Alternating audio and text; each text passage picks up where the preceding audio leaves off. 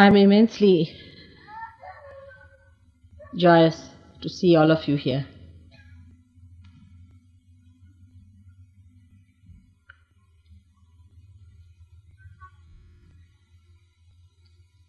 I do not know what to say from my side. The words get lost. They have no meaning. So many of you aspiring to ascend to that state where you would have complete joy, bliss, and peace.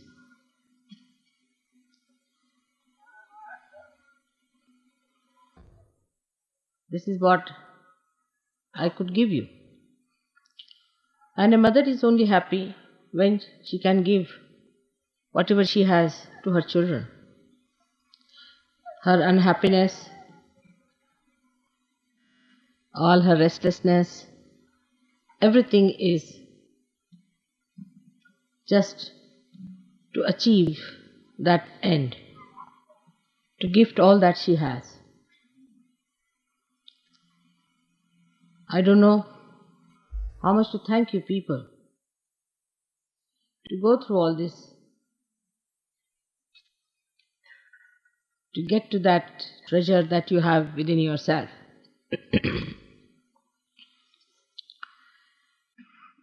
Sahaj is the only word I could think when I started to manifest Sahasrar opening.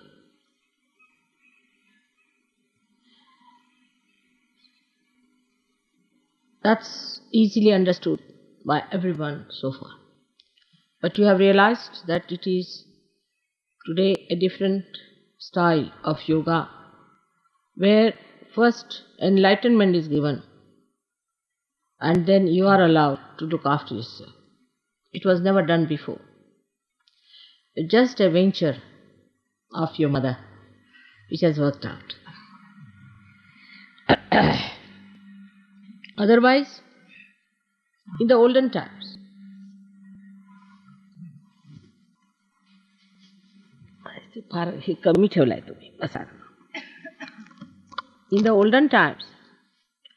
the system of, it's rather too close, I don't know what to do with it. Am I alright? Yes.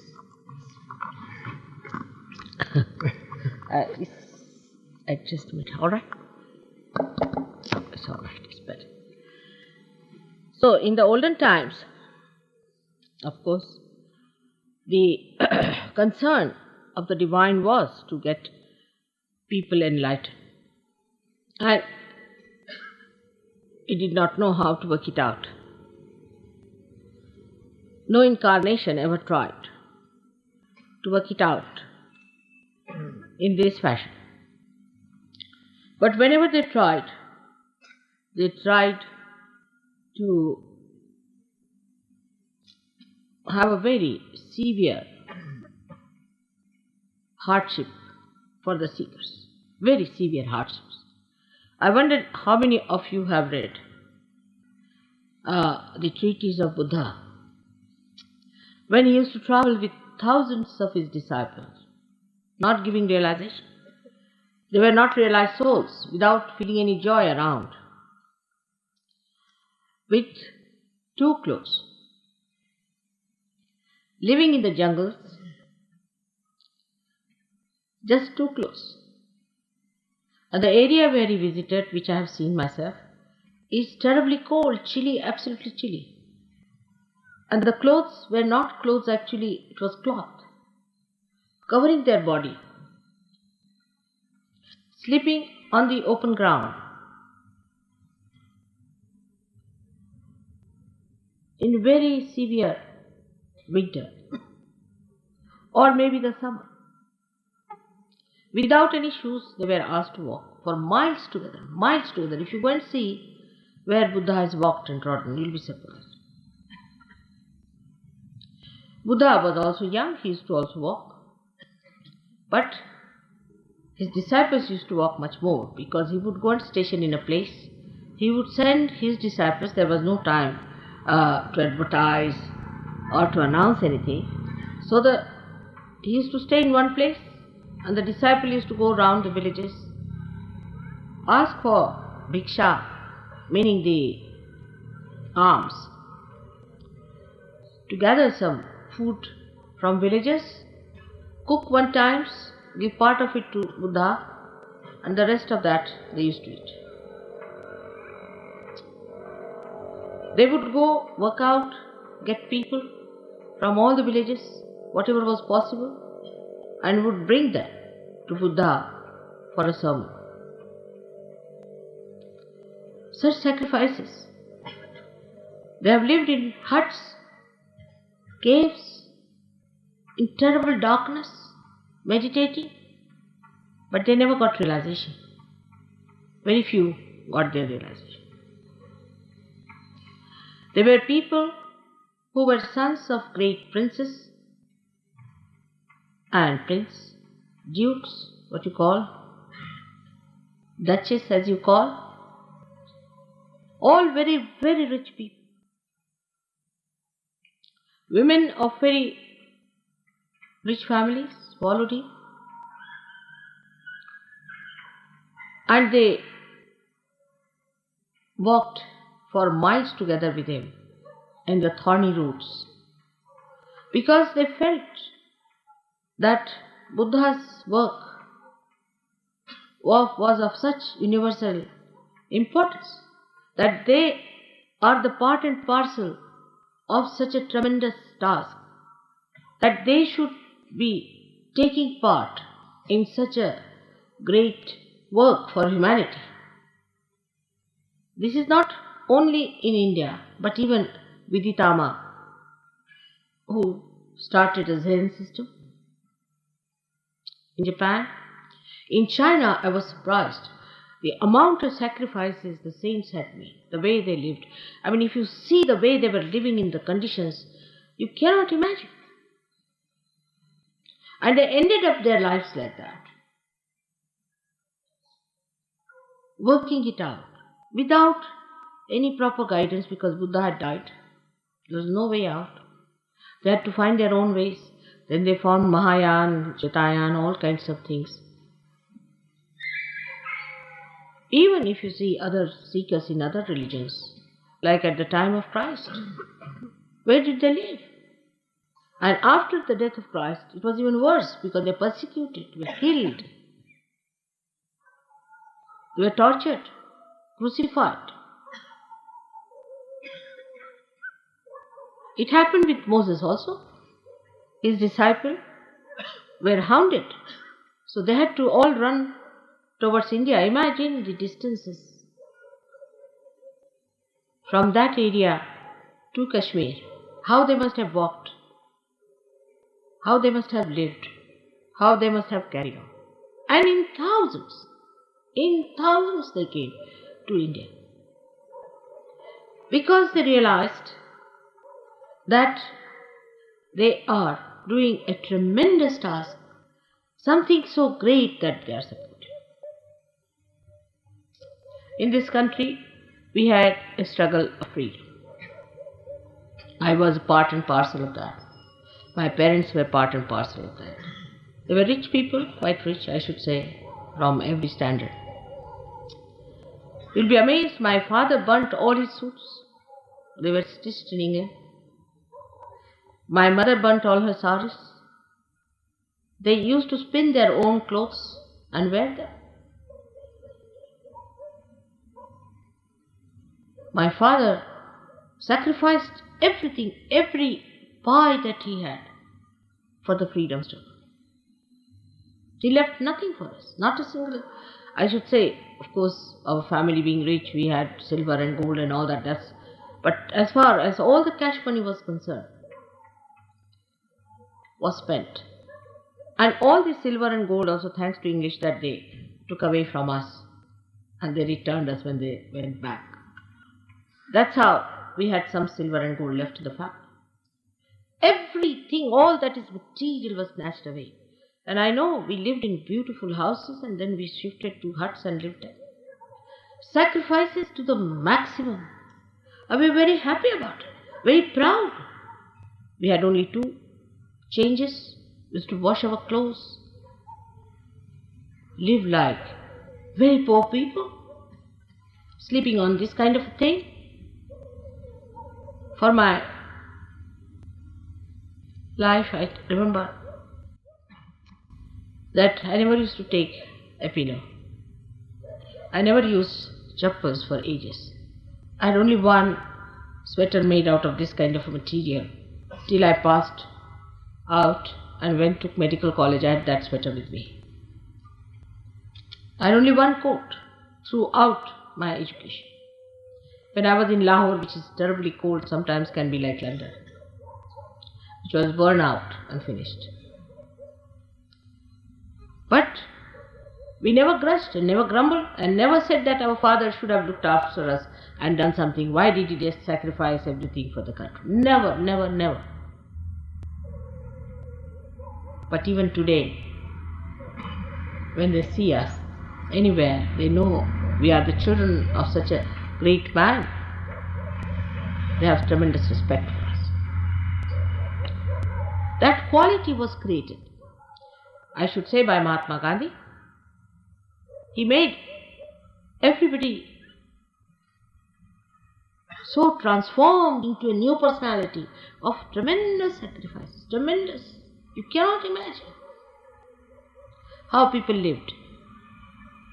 All the money that we had, everything that we had, all conveniences, conveyances, all housing, everything was given up. Not only by my father, but so many of them.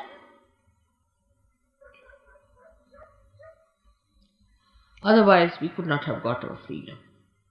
To get our freedom, this country has sacrificed so much. Now, after that, we are here to get our freedom, to get the freedom for our spirit, to make our spirit free from our greed, lust, from your anger, from our conditionings, from our terrible ego, from the body being enslaved by comfort.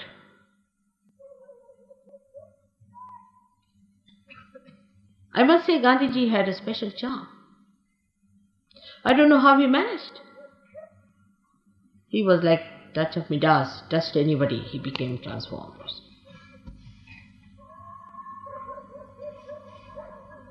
And he was an extremely strict man, very kind to me, to children.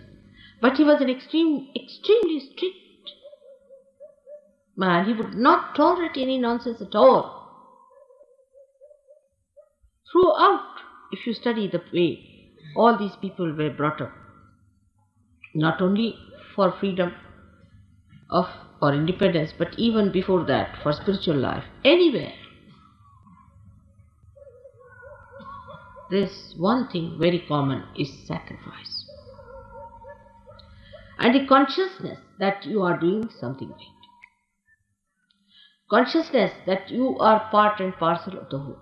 Such a big thing, such a big work, such a noble cause. And then there was one thing very common. Very common among all of them, that the noble cause, the upliftment of the noble cause made them sacrifice in such a Sahaj manner. Much more than the Sahaj Yogis sometimes, who have got so much in Sahaj Yoga. They have got their joy, they have got their spirit. I have seen it with my own eyes. Such people in this country, whom you may call legendary, but I have seen it. Thousands of people were killed and butchered. Children died. Nobody shed tears. Nobody shed tears.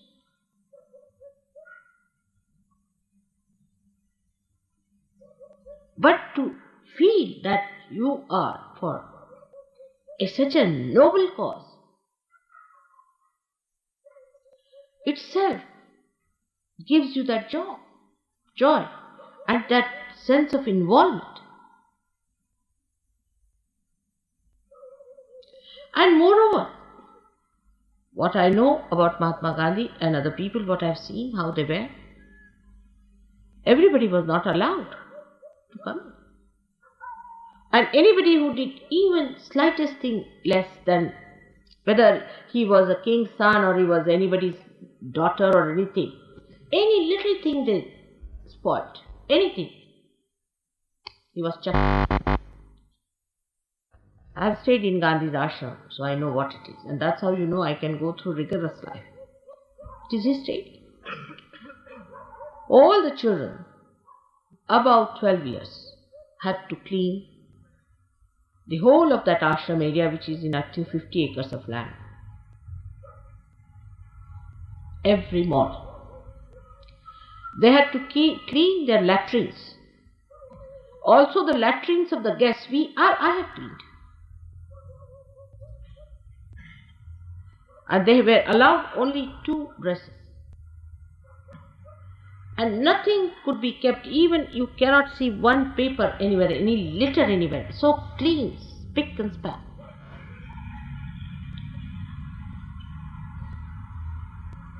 And their living places were so neat and tidy. It was all done with cow dung, completely with cow dung. Everybody had to take a bath early in the morning at 4 o'clock with cold water. Whether it was Jawaharlal Nehru or Abul Kalam Azad, my father, of any age group or a child. And 5 o'clock, Mahatma Gandhi was there for his lecture. Please don't raise your hands and raise your kundalinis. Please be seated. That's not the way. Try to understand what I am talking. And then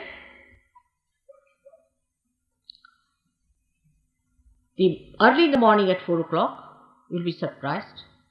Getting up, for me it was all right. And then to walk in those 50 acres of land to the center of that hall, which was nothing but just an open space surrounded by a lot of huts where Gandhiji was living. To walk all the way, after bath, after getting ready and all that, and snakes used to crawl along.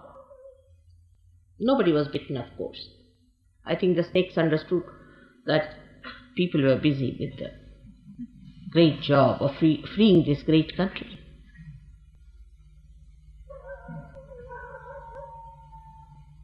And we would sit just like this, and snakes would be crawling. No lights were allowed. No lights of any kind.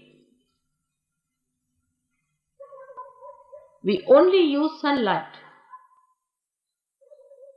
And when Gandhiji would come, sunlight was not there in the morning at all.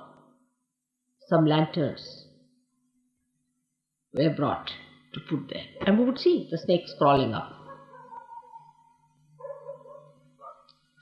But I never heard anybody complaining. But like a war drove with such passion. Everybody competing as to what I can do, how I can be alright. Nobody even thought of comfort.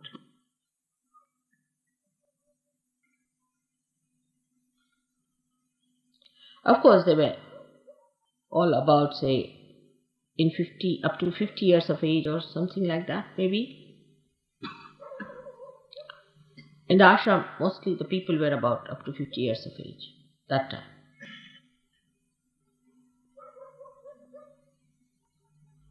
And I have seen with my own eyes the people who had huge cars in the house and things like that, they sold off, they threw it away. They used to come by train to Wardha station and walk down. Gandhiji would not see anybody coming even in a tonga. And they listened to him and obeyed him.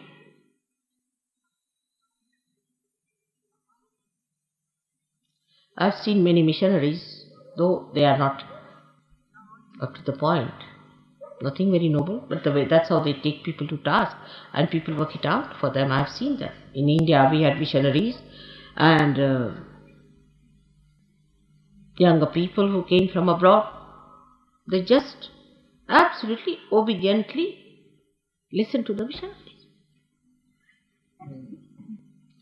and did whatever they said. Now today we are doing, as you know, the greatest of greatest work, because freedom, independence of freedom, or freedom, is of course necessary political freedom to talk even about God. We could not even make a small little needle at that time. We were not allowed by the government, so much oppressed. So we had to get out of the shackles of slavery, no doubt. But now I find we have another kind of slavery, a slavery of selfishness, self-oriented. This is my comfort, I must have this, it should be enjoyable, I'm enjoying, I'm this, I'm that. You should enjoy, otherwise it is not something great. I mean, the whole thing should provide you some sort of a feeling, instead of you providing the feeling. Because people, I think, do not know what they are doing, what sort of a work they are doing. They do not want to come up to that level of that height to see what are you up to. You are trying to save the whole world. This is one of the reasons Sahaja Yoga moves so slowly, because they see people who are worried about their comforts, this, that, and also themselves are so lousy. There's no smartness about it. No feeling of that greatness that they have to do. You have to be smart. If you know you are on the board, how you behave.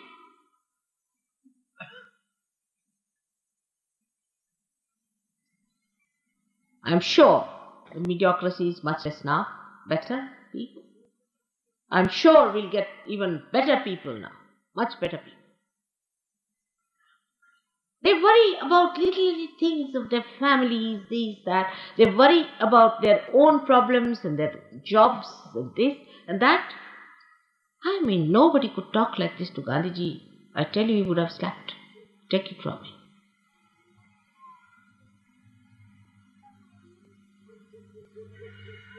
It is as if to come to Sahaja Yoga means solve your own problems, that's all. Though they are solved, no doubt, you are helped, God helps you so much. But how much are you doing about it? Of course, we have some very great Sahaja Yogis, I would not deny that fact. We have some, much more than I had ever. And that's why I'm very joyous about it. But the dedication we have, we count every penny that we spend, how much we've got out of that penny, what did we do about it? This is not the way. Buddha never spent a single penny of his own. He got money from all his disciples, built all these big things and all that. He never had even a public help from anybody else. So rise now. You must rise above your petty, small mind. Rise up to the point where you should know you are going to save the whole humanity. If you cannot feel that, it's better to leave Sahaja Yoga. Sahaja Yoga is not meant for people who are lousy. In Marathi, the word is gabale. Tukarama has said, "Yerya gabalyache kamano ve." It is not the work of the lousy.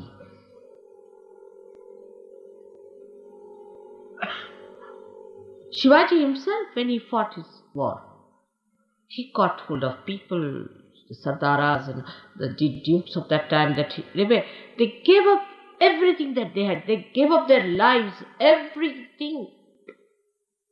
Their children they sacrificed whatever they had. Shivaji had no money to pay them. You must have heard of lots of stories about Shivaji. While if you see how we Sahajogis are in this world, Shema comes first before yoga. It's like that. It's your mother's love. I want my children to be comfortable. They are newly born babes. Alright, they need comfort. They are to be looked after. But I cannot blackmail the divine because the children are small, can I? I am here to do the job of God Almighty. And when you are my children, alright, His grace will work. He'll look after you. He'll make you grow. But grow now. Grow. You have to grow. Get out of this small nonsense that you are. See your personality, how you live. Where is your attention? What do you think? Are you thinking about Sahaja Yoga, that it is the most important thing for which you are chosen?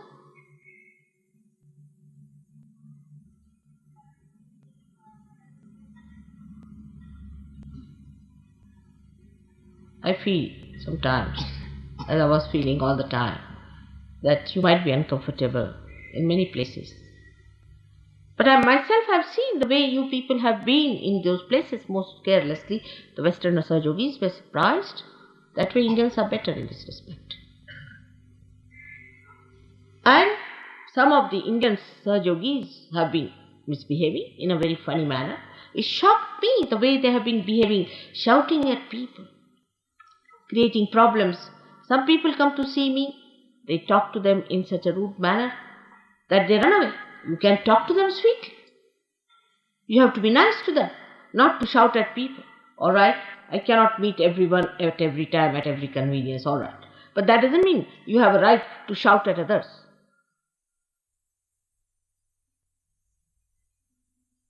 This is so petty and so low that I don't know how far I have to come down. When you rise above all these petty things, you will develop that divine discretion. That divine discretion is the real blessing of God. All other blessings that you think is a blessing is no blessing at all. Unless and until you can grow, what is the blessing? Like a tree which says, oh, such a blessing that I have got rain. But out of that rain, if you cannot grow, what's the use of having that rain on you? You have to be compassionate, beautiful, sensible people who are highest beings on this earth. Take out your attention from all nonsense that you have been busy with. That's how you get possessed. That's how you get conditioned. Small things you see. In India, we have another problem. We cannot tolerate another person. If any person is doing good for Sahaja Yoga, immediately a group is built up. It's very common with Indians also. A group is built up to put him down.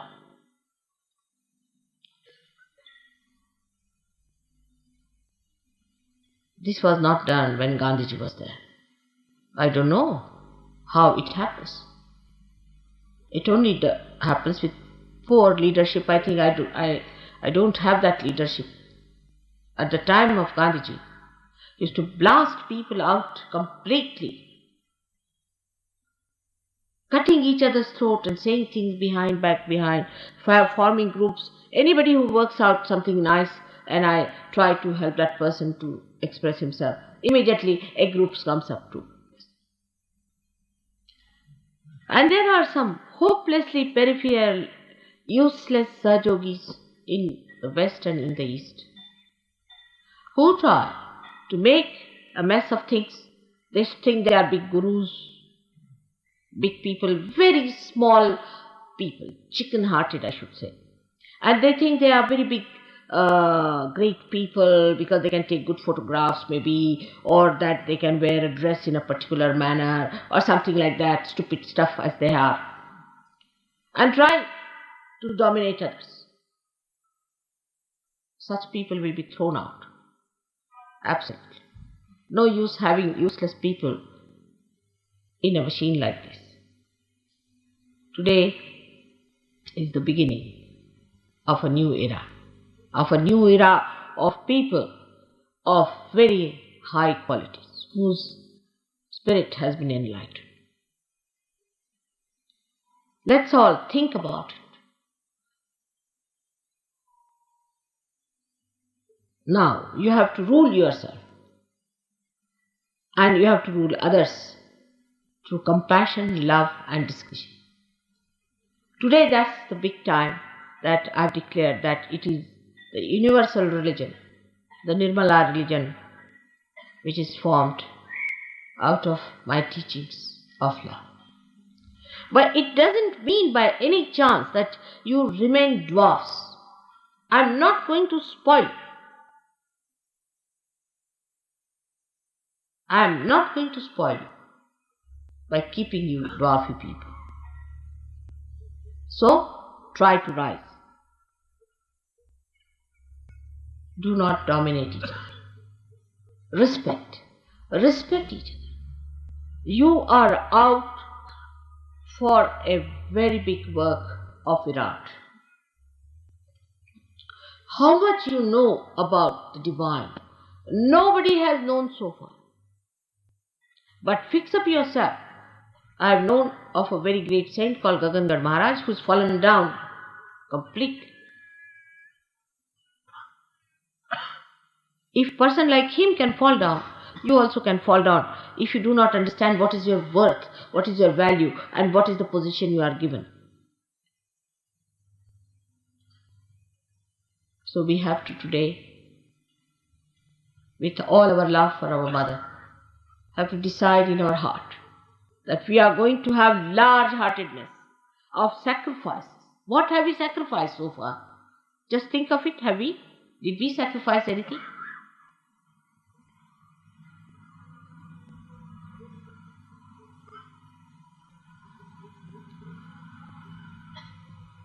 Please try to understand that I have to use you, the great souls, to save the humanity. You must grow, you have to grow. On money points also, people are so wretched, they make money, they save money. In America, I was surprised the way people cheated me of money. Thousands. In India also this is a very common practice.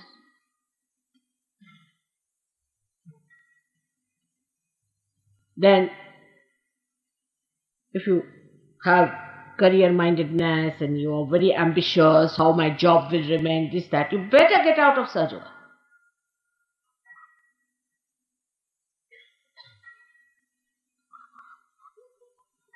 It's not going to help us at all. Thirdly, there are people who believe that this is my wife, this is my beloved, this is this and all that nonsense. Why are you here? For what? Or my children, my household, my mother, my father, all sorts of wretched people around. If you cannot rise above them, you cannot help me. I'm sorry, you cannot help. You have to be very, very strong people. You have to be people of very great valor and great idealism and noble ideas. Some are like petty shopkeepers who follow the platoons to sell some things around. In Marathi it's called Bazar Bunge. So now you meditate upon this point, that here we are to establish the universal religion of ascent. It's a tremendous task. If I could do it alone, I would have done it, but I cannot. It's only through you I have to do it. And you have a heritage. You come from a very great birth where you have this heritage.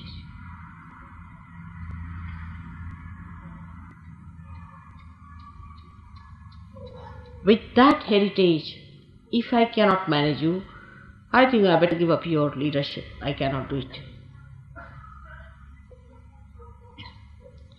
When we were fighting for our freedom, all of us were removed from schools because we were in the missionary school, and the missionaries believed that Christ was born in England. So they would not allow us to study in those schools. So we were all removed from schools. We had no education. For some time, I couldn't pass my into science. For 2 years, I couldn't appear because they rusticated us from colleges and schools. The government rusticated us.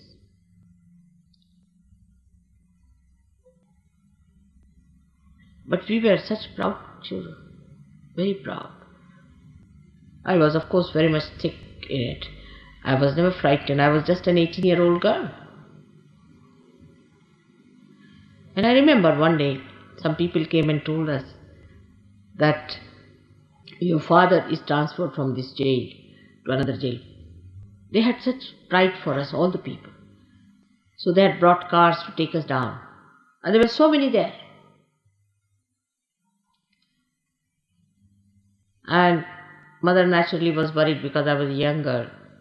The police used to torture me, used to give me shock and make my life very miserable, beat me and all that.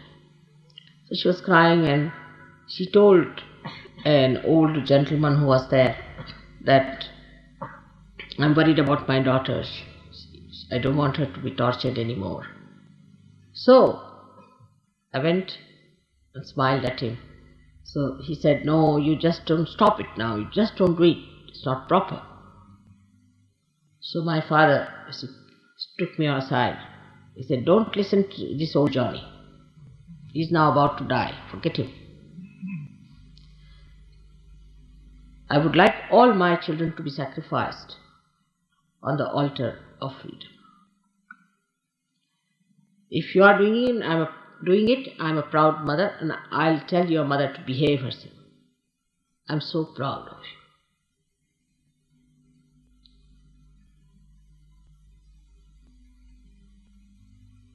Such atmosphere I have passed through. I had to give up my college. I was absconding for 8 months. The police was after my life. I know what we have gone through. We were very young people. 18 years, you can imagine. And now when you have got the freedom of your spirit, you must seek the comfort of your spirit. There are some people who are complainers and this and that nonsense. They should not have come. Or those who are Indians, they should get out of Sahaja Yoga and leave us alone. But those who know that they have come here, not to enjoy themselves only, but to make the whole world enjoy what you have got, to give it to them, and for that one has to sacrifice. One has to bear the pangs. How much I bear your pangs when you are caught up, when your troubles, when this and that. I've got blisters sometimes from you, everything. I don't mind, because it is my life, my mission, my existence, my everything is for the purpose of emancipation of humanity. Even the last drop of my blood is for that. So my satisfactions are very different. Please remember, you are born of a very brave mother. Please try to rise. Be proud that you are doing such tremendous task. Have that feeling of great valor.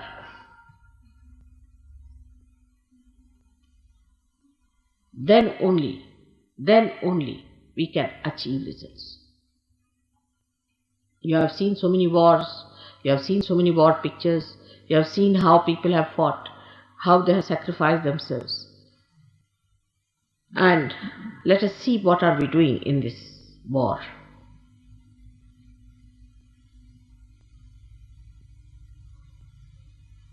Just make your body your slave. Get out of the slavery of your body, of your conditionings and your nonsensical ego.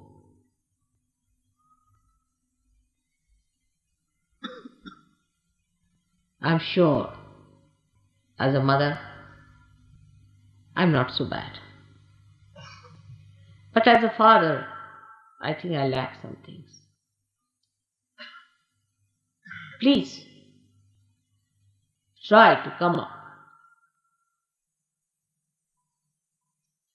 so that I should feel that I did not lack in my fatherly attitude towards you. That awe, that understanding of a father's expectations.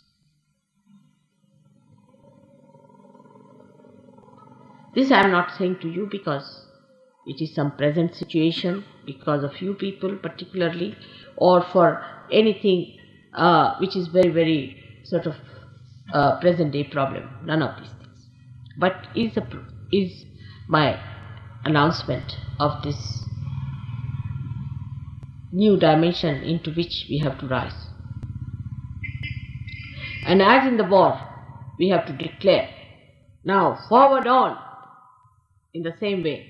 This is a declaration, in no way to degrade you, in no way to insult you or to say anything about any one of you, but to just infuse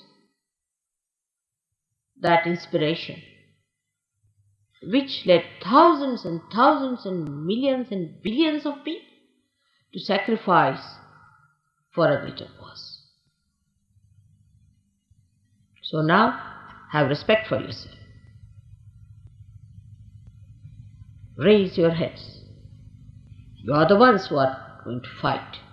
You are the ones who are responsible. Prepare yourself. Prepare your body. Prepare your mind. Be discreet.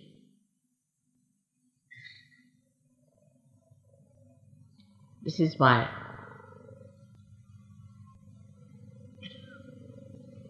I would not say request again. This is my order.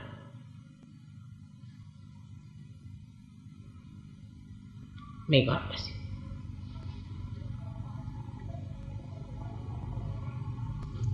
Let us all meditate now. There is no need for tying up your kundalinis. There is no need to give yourself bandhan. There is no need at all to do anything. If you just come up to that stage just now, there is no need to raise your hands and tying up your kundalini. Not necessary. Nothing is to be done. Your kundalinis are already tied up. Assume that situation. That's all. That's what you are. The Veeras, and not the stupid.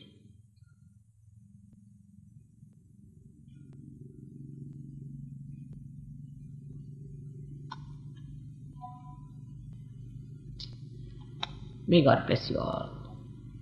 May God bless you. Respect yourself. Respect. May God bless you.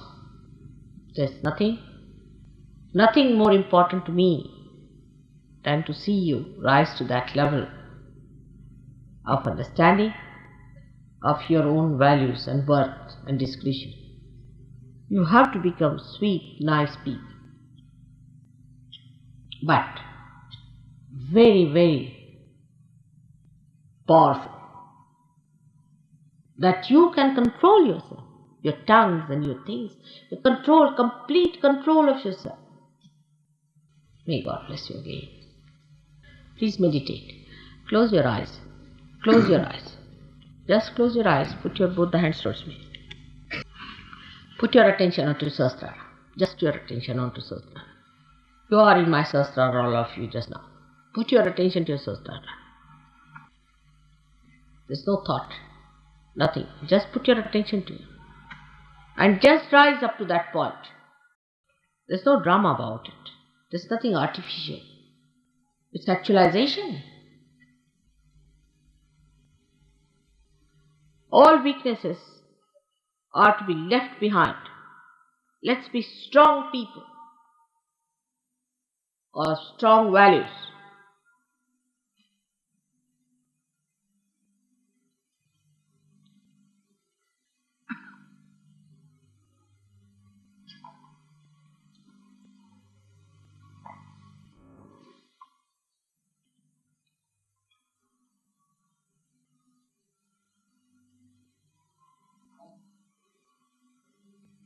With dignity and sobriety.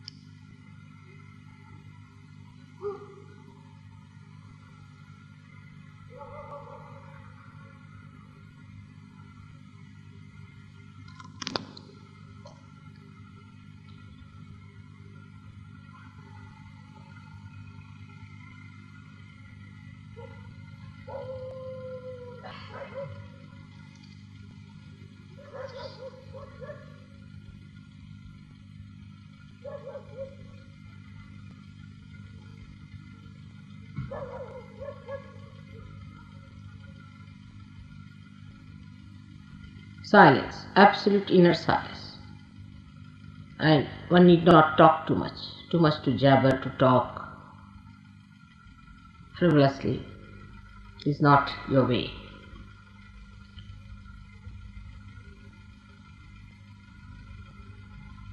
Feel it in your heart, your own dignity.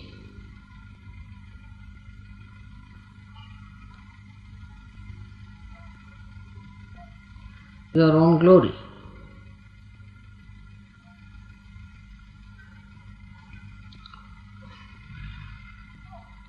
The serenity of behavior.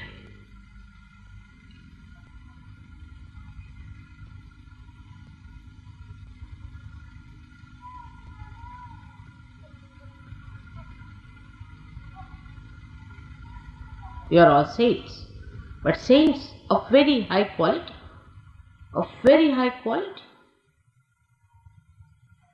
not ordinary type.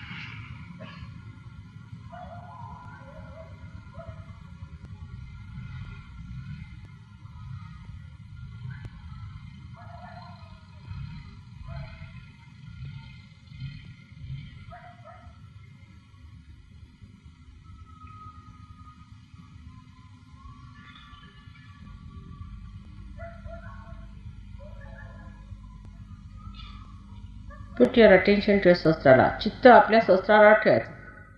अपने सहस्त्रार पे अपना चित्त रखें.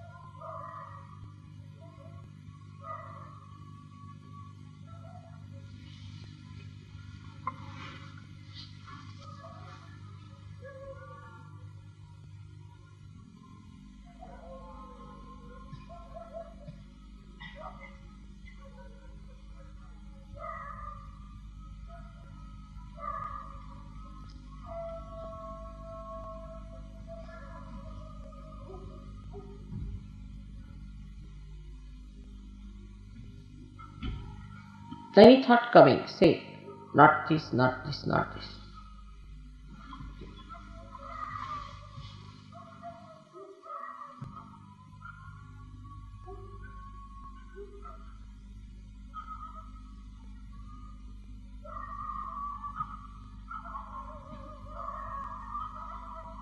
May God bless you.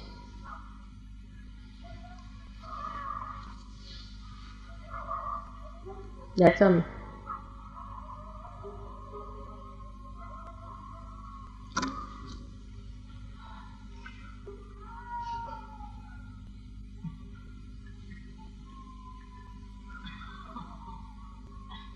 I would like to see all the groups sometime, one by one, all the leaders. and also certain individuals want to see me. We are going to have marriages and everything performed here.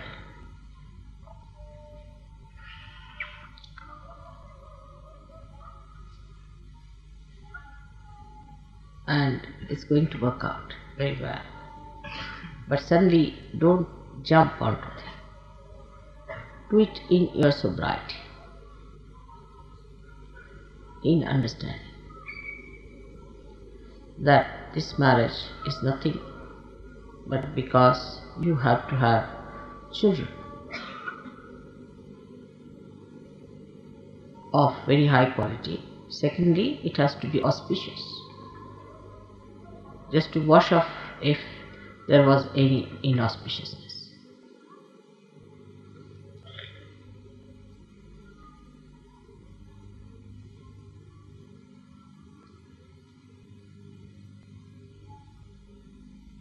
I hope you'll enjoy your heights now.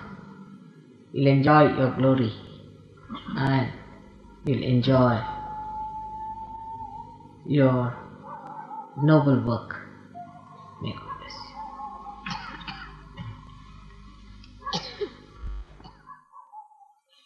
चला इधर से ठीक नाही आईतर इथे घ्या तर बरं होईल आणि ह्याच्यात काहीतरी घाला समोर ठेवलं तर बरं कशा सगळीच हे गार आहे त्याला काय करायचं मागवून बंद करून घेतो एखाद्या बंद करून घेतो मागावून तुला तर बरं नाही बंद जमेल बंद करणं सोपं आहे त्यांच्याजवळ खूप घोंगड्या बिगड्या ते पण हे जरा समोर असलं तर पायलट कुठतरी बसताय ती बरं राहील मी वाटलं की पायलट तिला बसताय मधून होतं घ्यावं काहीतरी म्हणजे अगदी ही जागा जी डिस्टन्स आहे ते करून नाही तर वर घ्यावं थोडं जरा एक आणखीन गादी घाला ठीक आहे चला आणि तुम्ही आता जरा तुमच्याशी बोलायचं those who have any problems about marriages, see, I would like to see them. They can come and see me. Any problems about marriages? Danny, have you given them their things that you have got? All right. Anybody else who has any other problem, please come and see me. It's not that there's barrier or anything. But we have to do something very great. We have to get out of this, you must understand.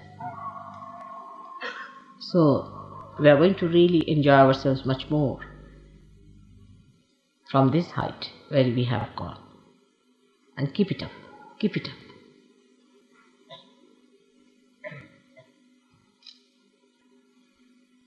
May God bless you.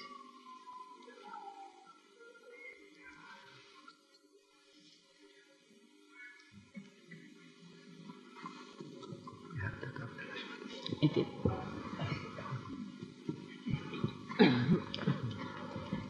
एवढं उंच करायला काय हलते इथं बसायला बरं आहे पाय ठेवू थोडं रुंद पाहिजे काय नाही पण इथे बसलं तर बरं काय आता एवढं लाटेस्ट राजेशाही का त्याच्यामध्ये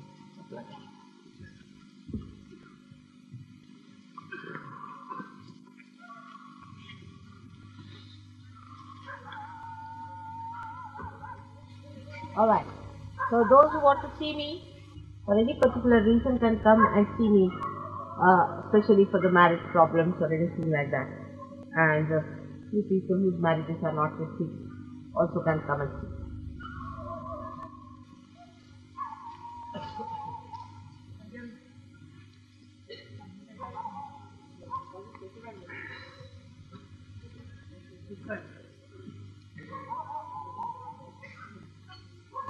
Jai Mataji, Shri Mataji, Shri Mataji,